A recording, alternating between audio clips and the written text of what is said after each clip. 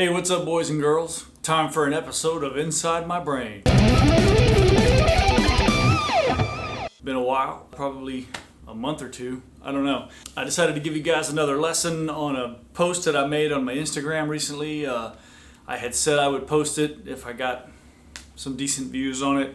And even if I don't or didn't, I think this is a cool idea to talk about, so I'm going to go ahead and talk about this lick right here.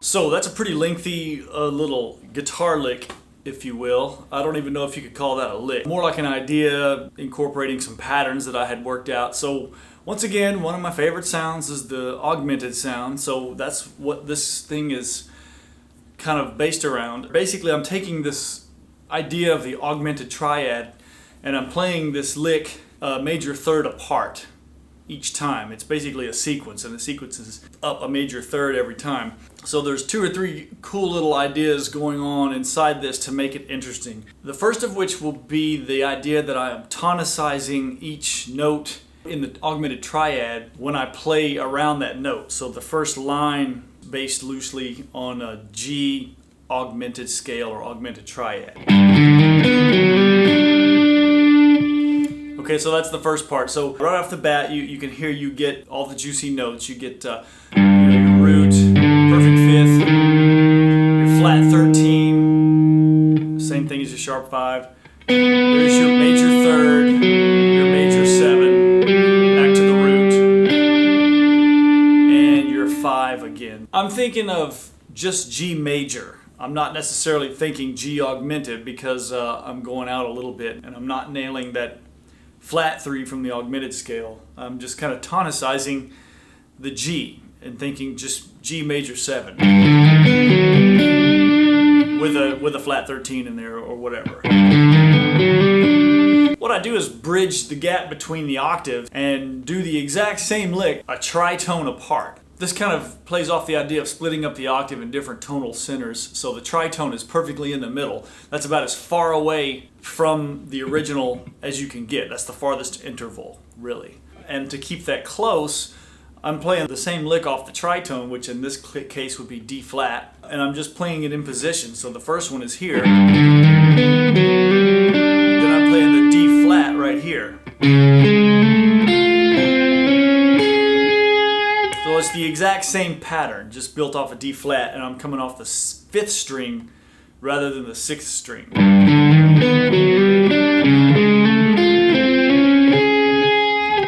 So this gets tricky because when you're building patterns off the 5th string, it's going to change slightly as far as the pattern, the fingering, the fret positions, things like that are going to change just a little bit. You have your perfect 5th interval again.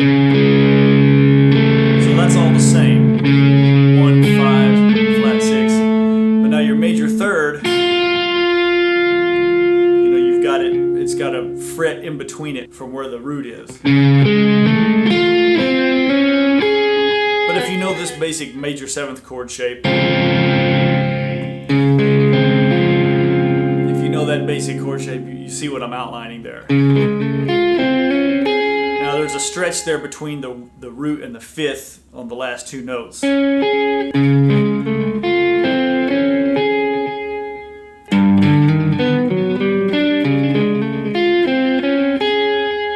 And then lastly, we play the octave of the first one we played. So it's again going to be tonicizing that G major 7 sound.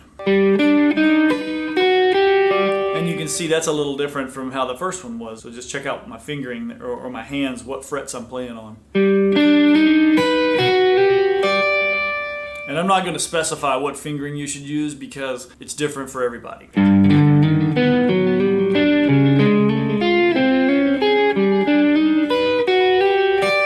And then once I get up here, I'm going to slide up and come down this augmented arpeggio.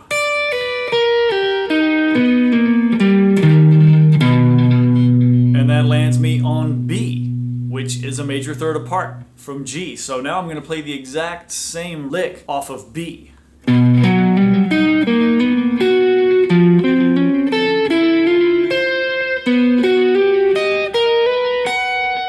So you can see it's the same thing. And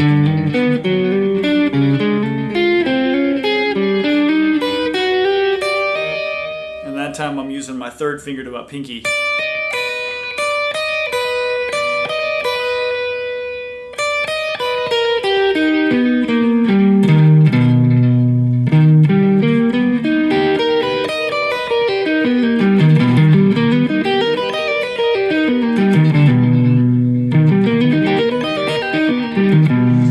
That's a nice little pattern that I use a lot. That's going again off that 2-1-2 idea where I'm playing 2 notes on a string, 1 note, 2 notes, 1 note, 2, and then of course we've got 3 notes up here.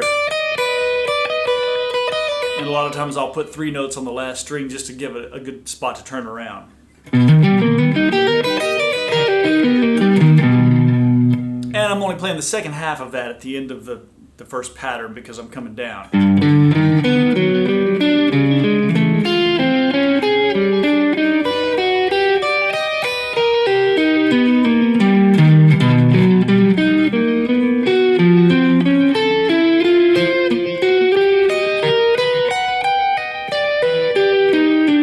Same thing. Boom, then we land on E flat and we play the same pattern again.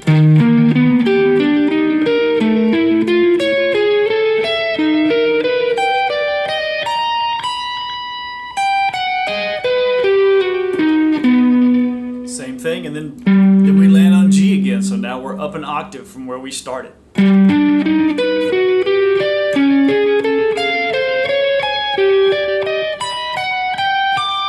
Same thing, and then here we've run out of frets on this guitar anyway, and this was the guitar that I played. And we've played enough of that pattern, you know, it's 4 different spots, the last being the octave. So I just come down a major arpeggio.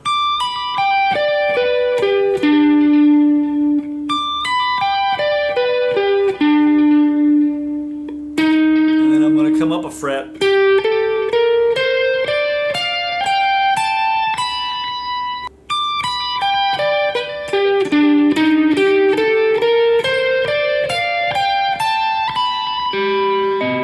And I play that nice G augmented triad there at the end.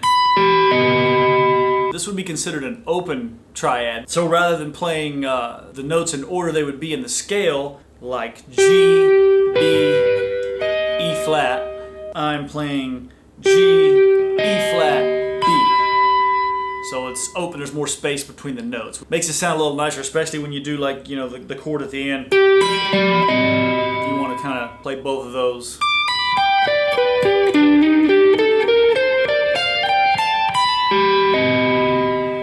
Again, let me just play the whole lick slowly.